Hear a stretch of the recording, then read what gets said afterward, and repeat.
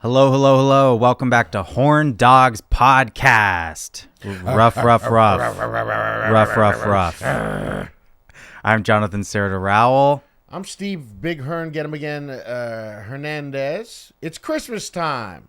And you know, this is probably one of my favorite times of the year. Why? Why would you say that? It just makes me laugh. For someone from an abused home, I do have certain memories that come back to me when I think about Christmas.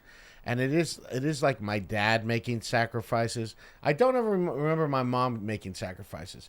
But let me state that she was being abused and was a shell of a human being. So I don't want to make standing up. But my dad would do certain things for me at different times. And this time, I don't think I've ever told either one of you guys about this.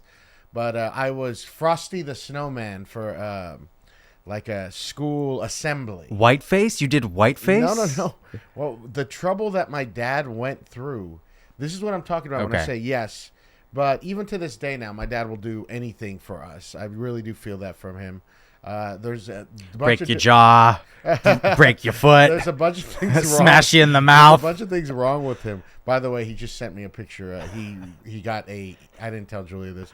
He got an earring. He's in that stage. This is a very important time for your father. No. This stage, I think, happened 10 years ago. This is like a new stage. Only 10 years ago? Yeah, my dad's 69. So when my dad was like 59, hell yeah. He's 69, bro. When my dad was 59, he got a huge koi, huge koi tattoo, of a koi fish on his chest. Yeah. Did I say this on the podcast? Whatever. I don't know if I did or I don't not. think you did. But one time No. I remember we were at my Uncle Mario's, I think it was my Aunt Juanita's 60th birthday, and my dad was steep in this midlife crisis thing, and he had that tattoo, but he got wasted. This might have even been longer. Got wasted at this party and was dancing all fucking how he Al Pacino and Scarface, and he unbuttoned his shirt and was flashing his tattoo. This is a family party. Oh my god! I was flashing his tattoo to everyone, and I was taping it, videotaping it, and going crazy. This is the best thing that ever happened to me. And I remember my grandma. I caught the eye of my grandma. My grandma gave me the most evil eye ever. How dare you? How dare you make a fool of your father? My family is always. My aunt now is the sole bearer for this. My aunt there's 6 brothers, and then my aunt, and she still is the one who tries to defend the family honor. There's a famous story in that family where my dad and his brothers were so poor. They were so poor, they had one piece of meat they used to split up for the family for dinner, and my Uncle Jimmy one time ate the piece of meat. And everybody was pissed at him. And they talked about this. It was 40, 50 years ago. And people go, the time Jimmy ate the piece of meat. And I was laughing about that, talking about that on stage. And my Aunt Diane had an ugly face. And she went, I don't think my mother would appreciate you joking about that kind of stuff. You know what I would have done to Jimmy? What? I would have cooked Jimmy. Oh my God, Jimmy. He's a beefy man. Jimmy. Oh fuck yeah! Yeah, he's very beefy. Too. Oh hell yeah! Then you could cut him up and cube him into different Tupperwares, and have Jimmy for whenever you have a hankering. He's a beefy man. Still really? To this day, yeah. He's still alive with all that beef. Still alive, and at my pervert uncle's funeral, he went to my dad. Hey, it looks like you've put on weight, Julio. I think he's got to be autistic. How old is he? He's a little younger. He's probably 62 or something like that. This is good for you. That means that your family genetically can live long lives in a beefier state.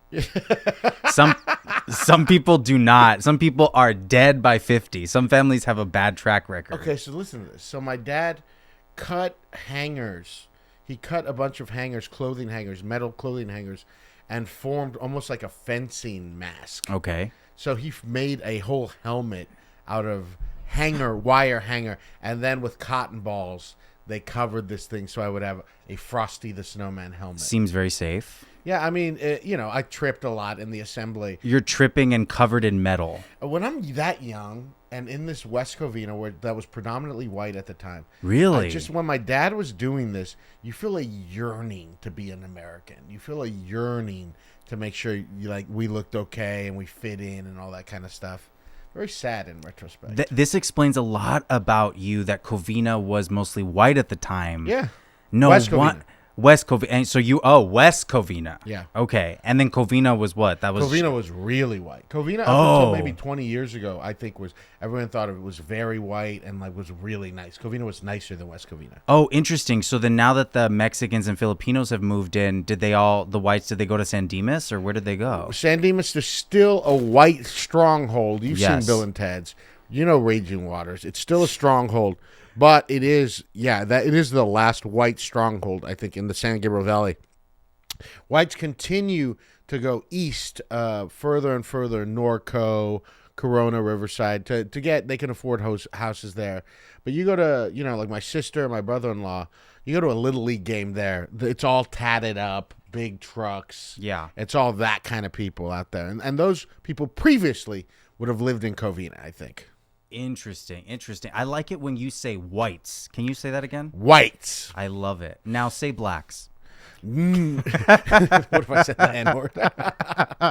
You just couldn't. You could every time I was like, no, blacks. No, and I just keep saying the N-word. Black people. It's so funny. Who said it? I think Ryan, who we saw at the Vista grand opening last week. How was that? How was that? Was Tarantino there? Were you all doing shots out of his belly button? No. Ryan Shoemaker has a joke where his grandpa says they're watching TV and he goes, "You know what? Blacks get a raw deal in this country." I think about that line all the time, and I do think it's true, of course. But yeah, blacks get a raw deal in this country. The new Vista was great. The concessions are very expensive. Well, they have to be. Tarantino had to figure out a way to make it profitable. And get this. Check this out. Yeah. No Coke, no Pepsi, RC Cola only. Oh, my God. He really took it back. I know. It was so funny, too, because we went. I was like, I'll take a large Diet Coke. And the guy goes, we only have Diet RC. And he's like, what did he say? Basically the same thing. Yeah. And I was like, nah, fool. You know what's crazy is, guarantee you, there's old unproduced screenplays where that exact interaction Tarantino wrote. He was like, right, can I take a Coke? Actually, we only have RC Coke. He's done that. And then with the N-word. Yes, with 17. Okay, The Hateful Eight had so much N-words in it. Yeah. Not actual, meaning the words. There's really just one. Meaning the words. It was so ridiculous, and because there's only one black character, like main black character in it, I'm like, this is a lot. I had to turn it off because I was feeling very uncomfortable. I was like, at one point, is this just me watching a bunch of white people say this in a room trapped in the winter with just Samuel L. He likes that style of like B-movie thing, and so I'm sure he was trying to be historically accurate. Once I read that this could not be true, and it probably isn't, but that Samuel L. Jackson said that he gained respect for Ben Affleck when he saw his penis.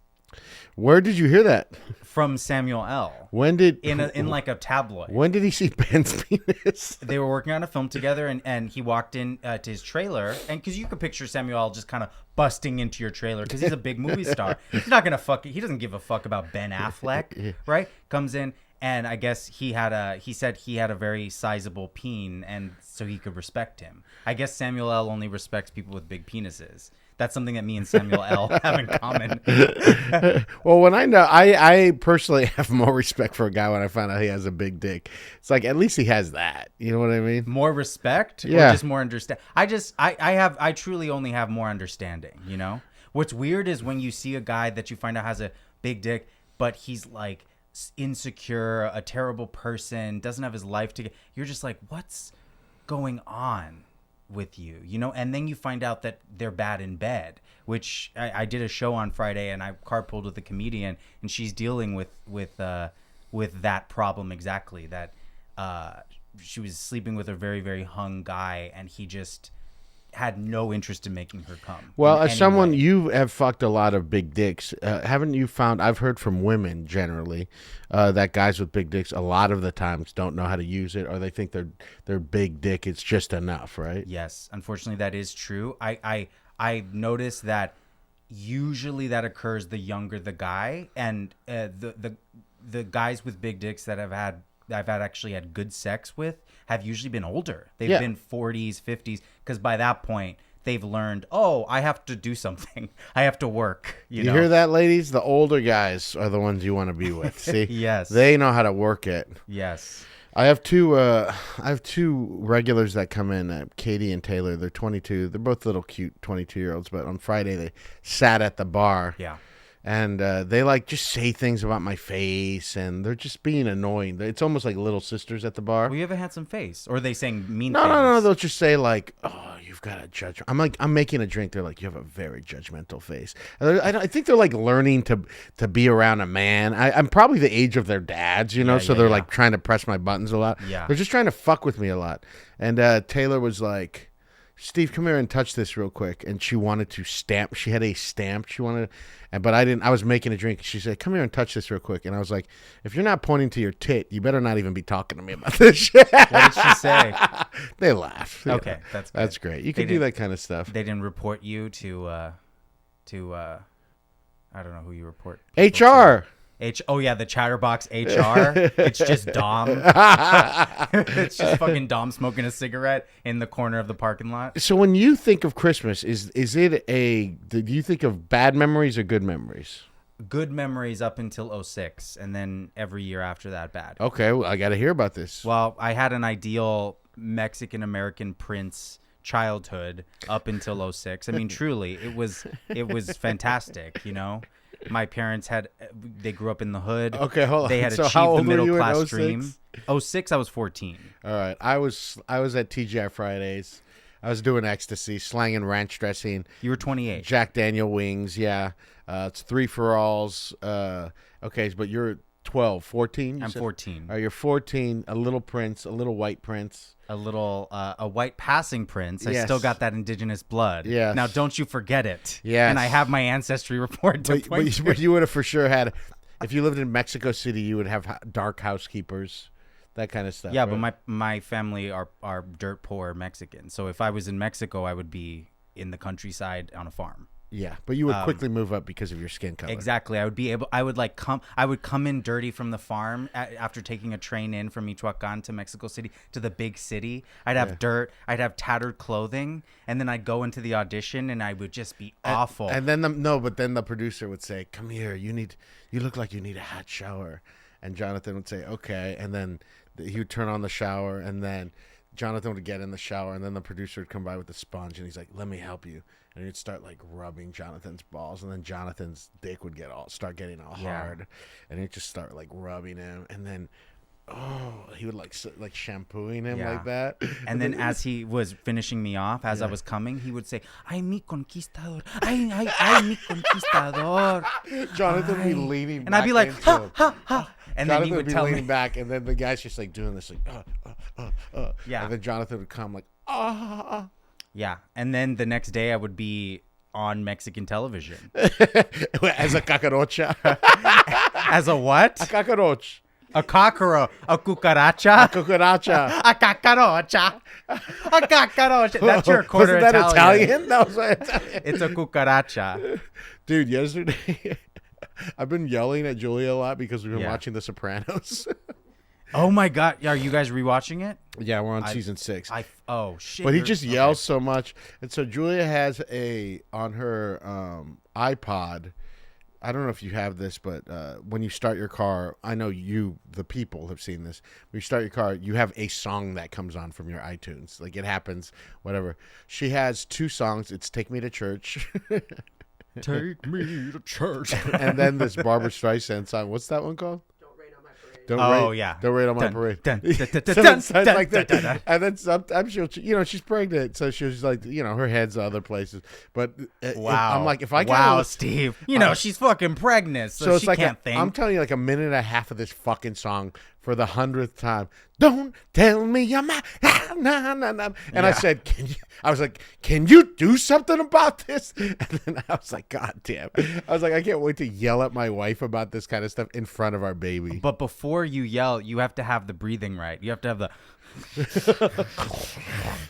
You know what we were talking about? Yeah. This is for real too. Is I think people don't know what happens to Tony Soprano. Now it's generally assumed that he dies. Of course, yeah. But I think he just has a heart attack. Really? You don't think the guy in the members only jacket killed him? No, I know people say that, but he's eating onion rings. There's strong mafia stuff not to kill in front of your family. The whole show, okay. The whole show when you're watching it, at least in my 4-3 watch, the fool is just stressed out all the time. Right. It's just about him being stressed out. He's overeating. Yeah. He's eating onion rings. He's with the family. I think he just dies As soon as Meadow walks in, because he looks up. When Meadow walks in, then he looks up. Yeah. And I always thought that that's when the guy in the members only jacket like killed him or someone killed him. Yeah. But I do like the heart attack theory. I think that's a good theory. Okay, when you said that when Meadow walked in, Julia gasped. Well, Why? I'm gasping because we're rewatching and they pinpoint how he always has like there's meat that he's eating or whatever, and then there's like a woman, and that's when he like has an attack or a panic or something like that. But he's not eating meat right here. No, but that's what I was like, oh, what's the thing? But that makes more sense. And if they wanted him to have if they wanted us to know he got killed, he would be killed. It makes much more sense that it was a heart attack. Because he's already almost died. The whole show is about him almost having a heart attack. And what I liked about it is David Chase, I think, made that decision to just do lights out because it's probably how it is going to be when any of us die. Especially if it were to happen while we're like eating dinner, it's just done. Yeah. You're just, and there's no consciousness. It's just, you are done. You don't even know you're dead. God willing. Yeah. I mean, I hope there's life after death because I still want to party and stuff. I want to be like a creepy ghost. I want to like sit in the corner of people's rooms and off. Yeah. Or I'm sure ghosts aren't sexual anymore, but I would love to like protect your daughter. Right? Like if I die early and your daughter's growing up, I want to be like the demonic force that kills people who try to hurt her. I don't want to protect my daughter if I die. I want to just jack off to people having sex. Well, I'll protect your daughter. You're going to be jacking off. She'll think that I am you. I would love to inhabit a woman's body and get fucked. Oh, you want a pussy? Yeah. Why don't you just transition? Because I don't want to be a woman. That's a curse. It's the worst thing to be in this world is a woman. I don't want that. I love the power of being a man, okay? Damn. Yeah. Wow. Steve Hernandez this isn't my fault. revels in the patriarchy. This isn't my fault. I'm saying if you had to choose, I prefer to not worry about getting sexually assaulted when I leave my home. That's kind of my thing. Poor women, they got to worry about that kind of stuff all the time. But I do think it's probably sick to have a pussy when you're getting fucked. I think that seems cool. I think it's depends on the pussy. Like you talk about, no. I'll take a fat pussy. I'll take a tight pussy. You talk about having to do all this work to clean your butthole out when you're getting effed. Me, God gave me this beautiful pussy. It gets juicy when I get horny. I love that shit. That's like a gift. You know? Yeah, but not everyone's going to treat it that way. So some people are going to try to go in it when it's not prepared, when it's dry, with their long fingernails that's dirty. That's one thing, and I know I'm not trying to give tips to women out there, okay? I know you guys have it rough enough, but you guys just got to be a little more vocal. Say, slow it down, I'm not juicy yet. If a woman said that to me... Slow it down, I'm not juicy, Daddy. Slow it down, I'm not juicy yet, and push them off a little bit. Like, hey, how about a little more nipple work? Women, you got to start being a little more vocal like that too. Just if a woman, I tell you, I've never had a woman be that, and I've had so much sex. I've never had a woman just tell me like, "Hey, why don't you suck my tits a little more? Why don't you suck on my neck?" If a woman was telling me to do this stuff, I would be like so turned on. I think that's so hot, but they don't say anything. They just lay there. I think also, and I know this sounds weird, I think some straight men, just from what it sounds like from women, need to like pussy more. Like pussy more? Yes, because some eating pussy. Yes. Some guys, from what I understand, love eating pussy. Yes. And then other guys are such wusses about it. Well, and I've been shocked by some of these stories. I'm glad you're talking about this because I really would like to hear you. When I'm having sex, granted, I'm an older guy. I've been having sex for a long time. I'm not. Are you trying to come? Me? Yeah. When you're having sex with someone. Yeah, I want to be in the... it depends. If I'm topping, I'm usually actually trying not to come. That's what I'm saying. Early. That's what I'm saying. Yeah, because it can be so sensational. Yes. That it's so ridiculously, it feels so good when you're fucking. Yes. That it's almost veering into like, I cannot, but my mind is blown at how good this feels, and I may die. That's like, right. You may die. It feels like that. But when you're getting fucked, you do need to be in a mental state that will then reverberate throughout your body so that you can be receptive and open, and you have to like will yourself to orgasm. But it also matters what he's doing, right? And it has to be a perfect rhythm, right? And it really needs to get there. And some guys fuck up the rhythm with bullshit. Okay, well, I want to keep talking Julia, about does this sound familiar with? Okay, so and what I like too about this too, this reminds me of when I'm stretching. I'm very not flexible. So when I'm stretching, it's kind of painful, and I get cramps sometimes in the middle of the night, and I have to wake up, and Julia gets the Theragun and like starts working. But when you're in pain, that kind of pain, she's always like, breathe through it.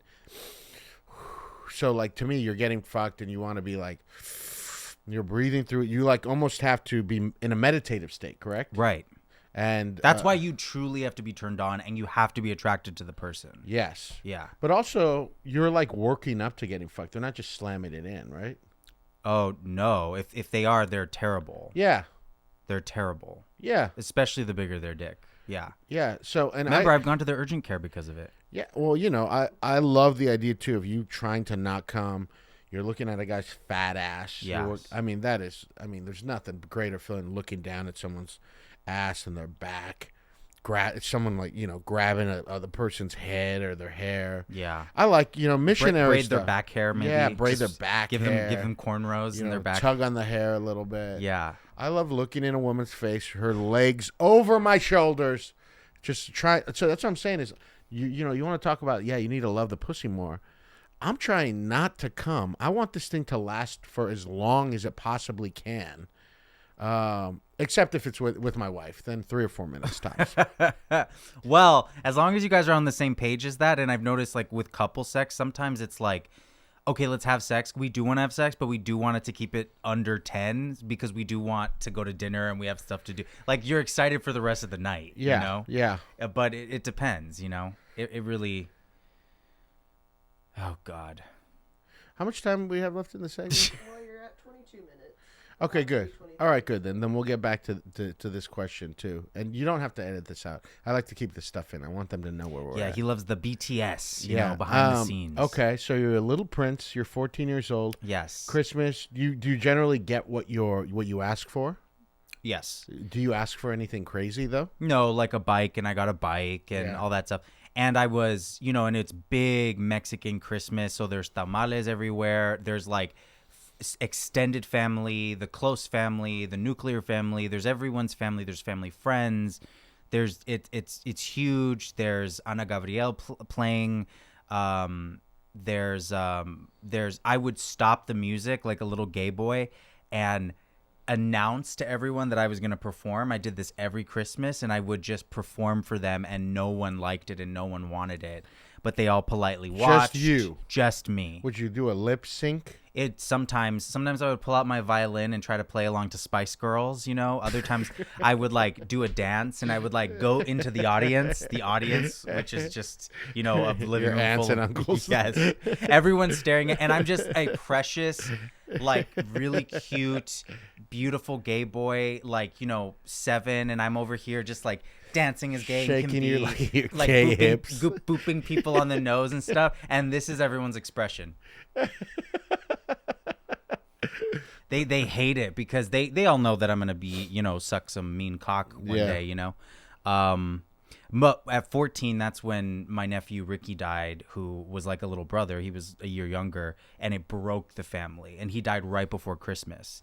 And after that, everything was terrible. It really did break the family? It broke the family. It's never been the same. And from that point on, just wind beneath my wings every Christmas, Jonathan. Wind beneath my wing, more like wind beneath my nalgas. I don't know. A fart? That's a fart, Jonathan. It's a fart joke. Do you not know what wind beneath my wings is? Yeah, the Bette Midler shit, but I don't know what that has to do with my life. Have you seen Beaches? No. Okay, well, you call yourself a gay man? Well, the jury's still out. Have you seen Still Magnolias? Oh, yeah, where where it's a young 17-year-old Julia Roberts, and she is like a diabetic. She's just drinking the juice. Yeah. Dolly Get Parton. her juice. Oh. Yeah, I've seen that shit. What about you? No offense if you're what is it? Diabetic? No, diabetic. Sure, yeah, they could take the jokes. What do you when you have epileptic? Oh, they can take it too. My dad's epileptic. He had his dad's epileptic, so we can say this. Oh yeah, he's a terrible person, but no, he's not terrible. But he has a lot of issues. But his seizures were so bad that once you've seen your dad seize. No. He hasn't seized in front of me, you know. But That's polite. Yes, yeah. Imagine just I will not seize in front of my son. Which is crazy because he has such a bad temper. Growing up whenever he was like beating me or yelling at me or whatever, I would pray, I hope you have a seizure right now, you fucking dick. And I would have loved that, And then while he was seizing, I would have been like, who's the little bitch now? Like I would have no, but that didn't happen. Who amongst us wouldn't want our dad to have a seizure when they're beating us? Let me ask you that. He had a seizure on the toilet, like Elvis, and while he was taking a shit, and my mom had to break into the bathroom and wrap him up in the bathroom rug and drag him out, like half naked, shit coming out of his ass, and just like take him out into the hallway because she had to call 911 for the paramedics to come. How did you know he was seizing? Because she could hear him, because it's like a violent seizure. Yeah. Yeah. And my mom is like, little. Man, she's like, man, what a dump he's taking it. Yeah. And my mom she's like, she's like listening at the door. Yeah. Are you sure? Yes. No, you have to ask about this. How she knew. No, she knew, but she broke the door open. She's 5 feet. Yeah, she's a Julia, 5 feet Mexican woman. Well, how would you would have to be listening at the door to hear me having a seizure? My family are very like the knocking on the door going, "Are you okay?" Because they're afraid that you slipped and you're decapitated in the shower. That's what they are. Yeah. They're worriers, Yeah. Like they used to follow me on school trips. It was so embarrassing. They would let me go on the school bus on field trips, but they would have to follow right next to the bus, and they would pull up right next to the window that I was sitting next to, and they would wave to me and everyone, and I would be so embarrassed. Yeah, it was bad. What about you and Christmas? Any other Christmas stories? Oh, I've got tons of Christmas stories. We'll get back to them right when we come back from this break. Okay. All right, here we go. Welcome back to Horn Dawgs.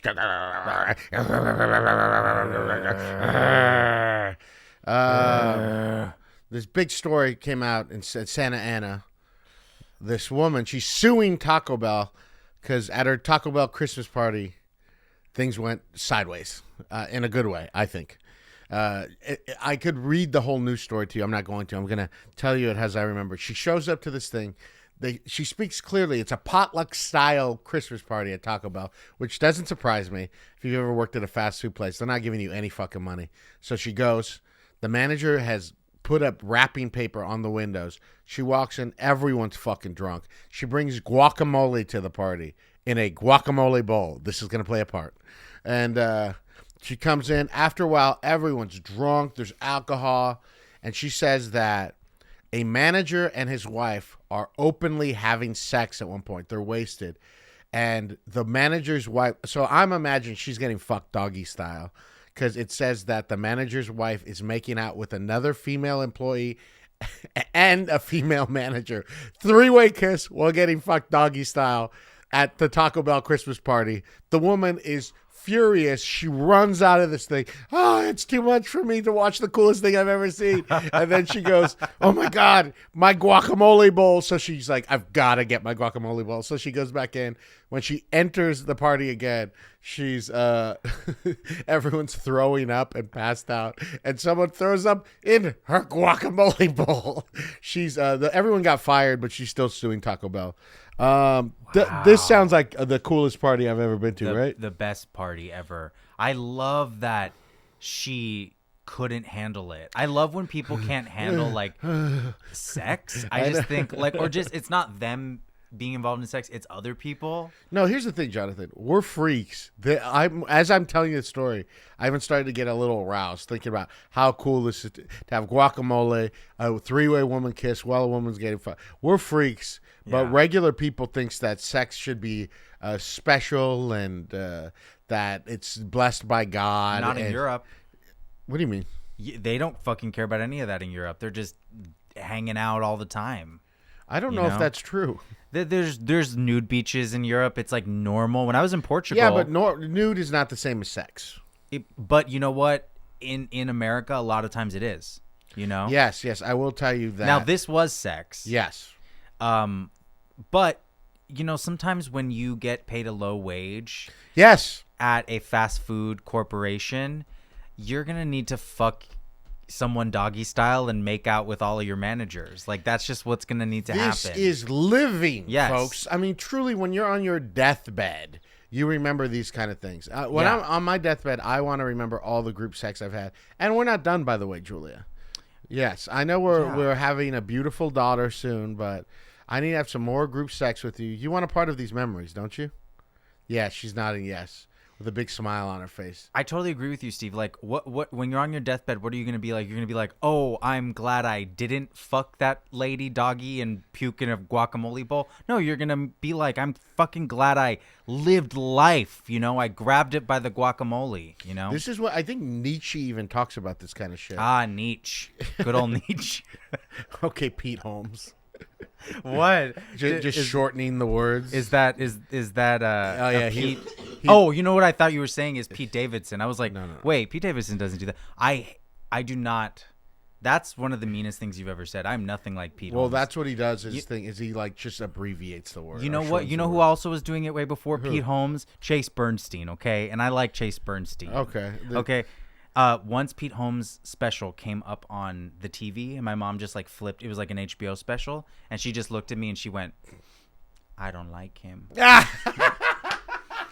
And then she just changed the channel. Dude, there's TikTok's going around the new Pete Holmes special where he's like basically preaching.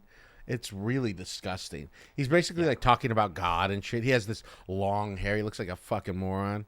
This guy has nothing to do with anything you write on, right? I don't want to cut this out later. No, he doesn't. Okay, good. But what's weird is stand-up veers in. There's a certain when men get successful at stand-up, and it is exclusive to men.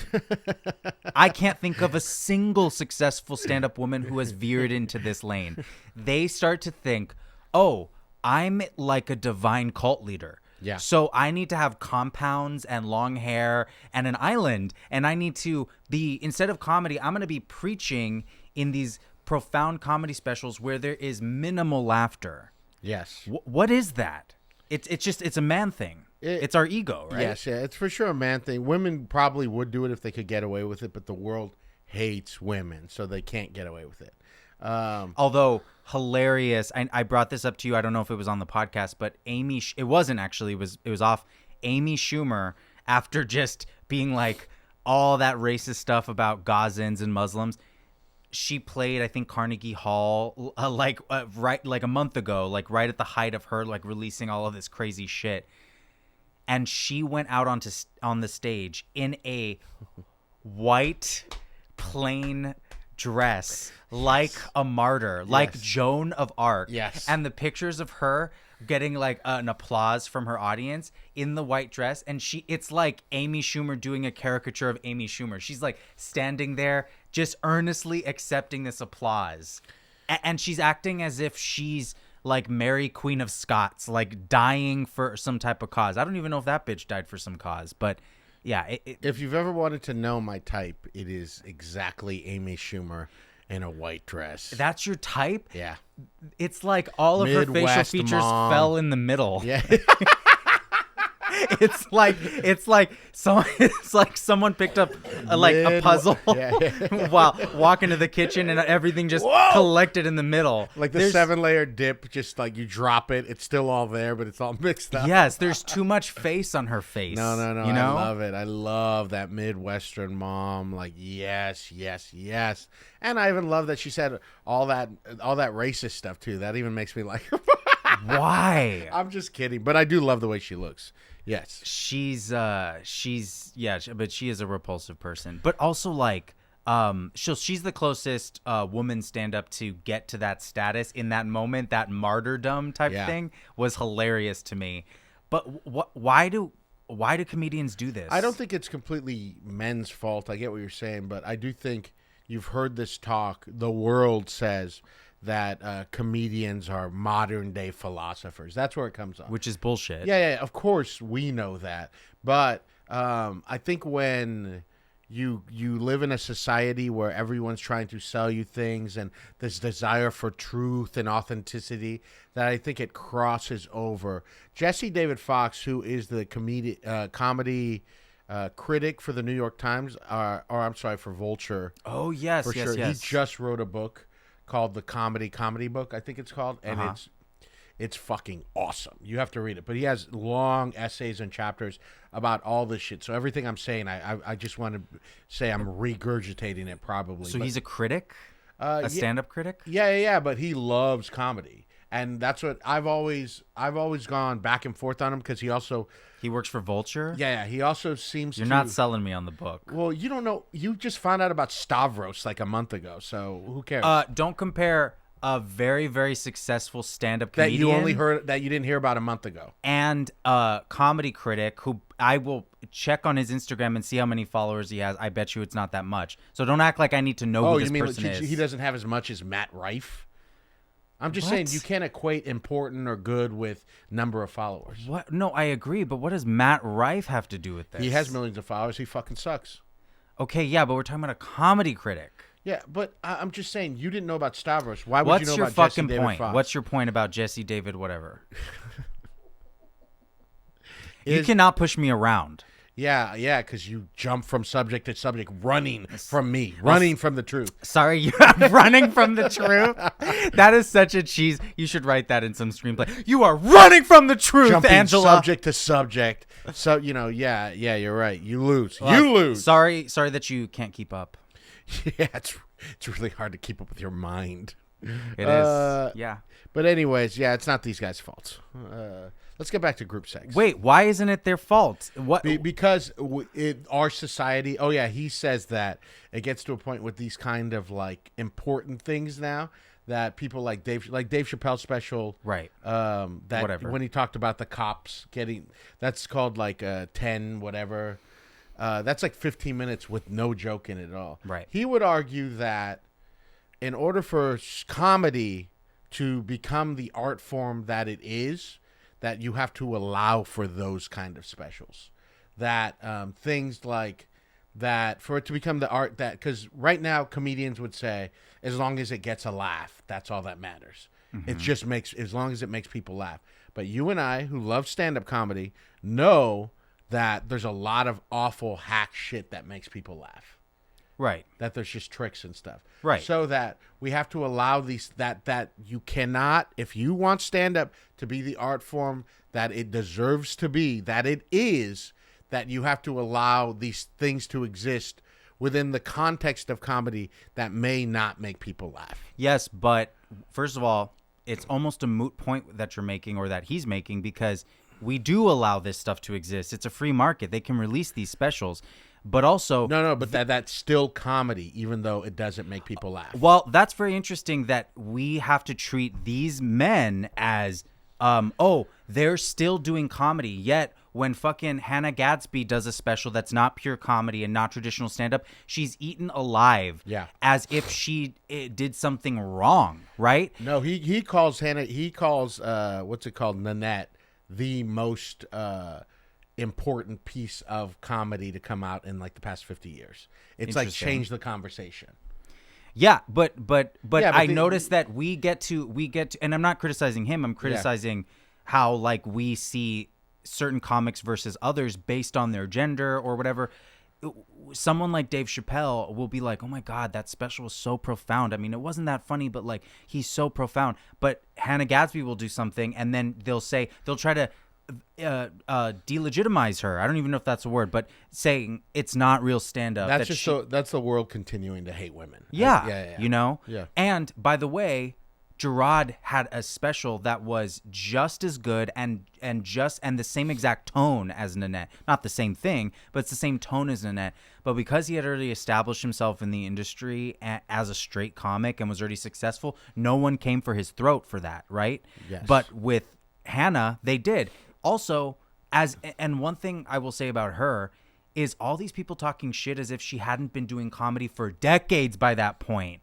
That was so disrespectful. They were treating her as if she's like just fell off the banana truck, you know? That's ridiculous. Yes. I know a lot of people's complaints were for Nanette too, that she also said, or they also said that I'm quitting comedy after that. And Jesse David Fox argues that what they meant was that they're quitting comedy in the context of the thing that we're talking about.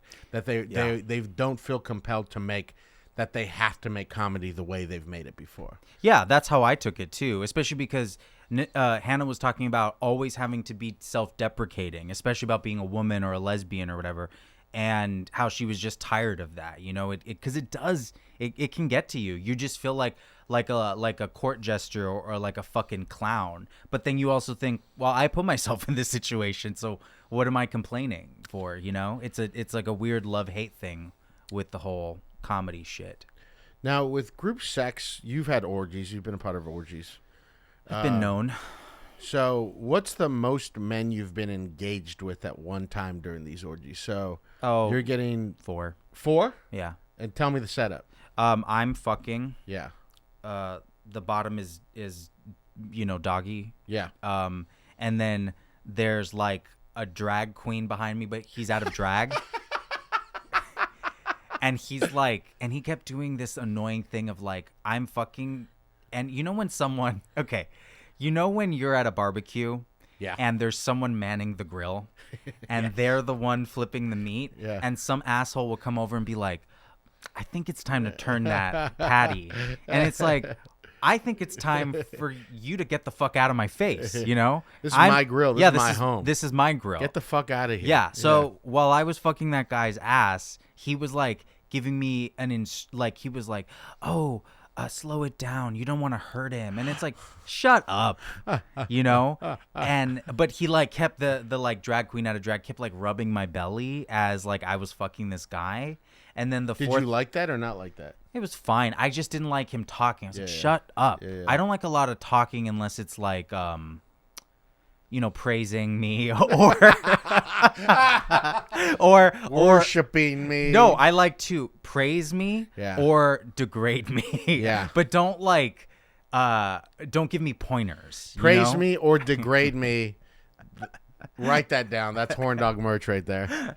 And then the fourth guy came and just fucked the mouth of the bottom that I was fucking. And then wait, hold on. Drag queen behind me. You're fucking. The bottom, that's 3. And then the other guy right in front. And then he leans in to kiss as he fucks the other guy's mouth. Oh, because as you lean in, then your dick goes deeper into the guy's thing. That's hot. That's a pretty hot setup. It's a pretty besides hot. the drag queen. Well, he was a good-looking guy actually, Yeah. but he did that thing that I hate that guys do. Where he's a drag queen, but he had his eyebrows super groomed. Yeah. And I was like, dude, it was like the one thing. It was like everything was hot, and then the eyebrows kind of ruined it. There is something about eyebrows, especially with men, where if you fuck with them, it can destroy your entire look. A hot man whose eyebrow, I mean, imagine Brad Pitt with fucked up eyebrows. It would change everything. Julia. Julia's nodding vigorously. Yes. Well, I don't know about vigorously. That's the best she's got. She's very pregnant right now. She is. Yeah.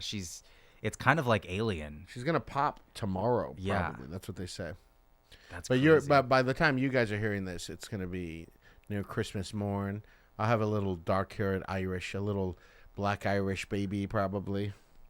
Yeah, your life is about to change, dude. What do you feel about that? No more orgies. That's not true. No more We comedy. just got to stay home for 3 months, 6 months, and then we'll leave the baby with the mom and then start having some orgies again. No more friends. Yeah. No. I was talking to comedian Drew Morgan, who just at the Comedy Store last night, and him and his partner just had a baby, and he said, "Yeah, you figure it out." He's like, you got to be cool for a few months, and then Just one kid's nothing, man. One kid's nothing. If you have more kids, fine, but we're going to be dropping our kids off at everyone's. We have so many people who want to babysit this kid, and we're going to let them. So, yeah, I can't wait to have my road dog back. It's going to be great. We're going to party like we used to. French kiss. Can't wait to throw her legs over my shoulders again. She needs it. I know she needs it. I don't want to insult you, Steve, but I just want to check. You know that you're not supposed to shake a baby, right? What? You know that, right? Sometimes it's the only way they get the information through their fucking little heads. Just don't shake it. Even if it's not doing what you want, don't shake the baby. We put in the car seat yesterday. That felt pretty crazy. It was a little loose. We followed the instructions. We watched the YouTube video, and it was like a little loose. Julie's like, that seems fine. I was like, Julie, that's our baby. Our baby's going to fly out of the car seat. Like, yeah. We can't, however we've lived our life before, we can't do it that way anymore. Yeah. This seems pretty cool. And then we tightened it some. So we'll see. I think we got it right. Have you publicly announced the name? Do you want to do it right now on the podcast or no? Well, we can. They'll know. Oh my god. Oh my god. Jonathan knows. All right, we'll tell the secret behind this too. I think Jonathan I don't know, he was around or something, but Jonathan is literally the only person who knows the name. Julie, I know it feels crazy, but they're not going to hear it. The baby gets born tomorrow or something. It's going to be okay. I feel bad. She's saying no. No. I don't know. Jonathan just happened to be around, but. Wow, you're making me feel real special, Steve. Well, because we haven't told anyone but you. You're the only other person that knows. Well. Not her family, not our best friends, well, just you. Whose fault is that? Just the gay little freak. Just our gay little freak. And if the camera wasn't on, he wouldn't have said freak. Yeah. Yeah. He is a freak, though. We were talking about stand-up off on the break, and then real quick he said, I'm making such big gains. We're in the middle of talking stand-up. So? And he said, I'm making such big gains on my weightlifting. I was like, we're talking about stand-up. I just squatted and deadlifted a personal record, and it's taken me a long time, and so I was very proud of it. And I think that that's something fun. And there was a lull. Okay? When there's a lull, you get to come in. There was not a lull. I swear to God, I finished the sentence, and it wasn't even a definitive sentence. We're playing back and forth with this conversation. You weren't even looking at me. Why would I? Exactly. Why would I look at your sick face? Exactly. Those fucking perverted eyes. I know you don't like my face or my eyes. That's why I always make you face forward when we're doing. I can't believe you're making me do this. You would never degrade me in such a manner. I would never allow it. I would praise me or degrade me. We are making that merch. I don't care what anyone says. Yeah. Horn Dog logo right here. Praise me or degrade me on the back. Yeah. If we get more viewers or listeners. If we start cracking 100 per ep. Yeah. Besides the first episode. So you guys tell your friends, okay? Spread the word. This is one of the funniest podcasts out right now. We get no fucking listens. We appreciate you to listen. But at their Christmas holiday party, just tell your family, your mom, your grandma, tell them about Horn Dawgs. Say, do you like stand-up comedy? Do you like sexual talk? Do you like guacamole talk? Then rate and review us at YouTube, Spotify, and Apple Podcasts. And if we don't get listens, and we have to stop the podcast because at a certain point, we have to. We have to preserve our dignity. Yes. I just don't know how I'm gonna feel about you people, and I don't know what I'm gonna do. These ones are good, but I do need you to step it up. Okay, tell your friends, cut the shit out. I know we have an elite, very influential listeners. You guys are like, they talk about what's that? The Velvet Underground. They said there was only 30 people at that first Velvet Underground shows, but all those people went out and started bands. And yeah, you've heard of them. They're called Television, The Strokes. Yeah, but for Crowded us, House, these elite... Tears for Fears. But for us, The Cure. These elite people are just like, they have us in the background while they're like cleaning their toilet. You know what I mean? It's like they're not fully listening to us. Cut the shit. We're the best. We're punk rock still. They keep shoving us down in the algorithms because we keep talking about shoving cocks and ass. Yeah. But spread the word, please, and spread the Christmas cheer. We love you. And remember, Jesus is the reason for the season. We'll see you around. Presents aren't that important. Yes, they are. Don't give people presents that that are not good. Don't give people presents. We're all adults. That are not presents good. are for little kids, people under 18. And gay man named Jonathan. All right, guys. We love you. Merry Christmas. Bye. Bye.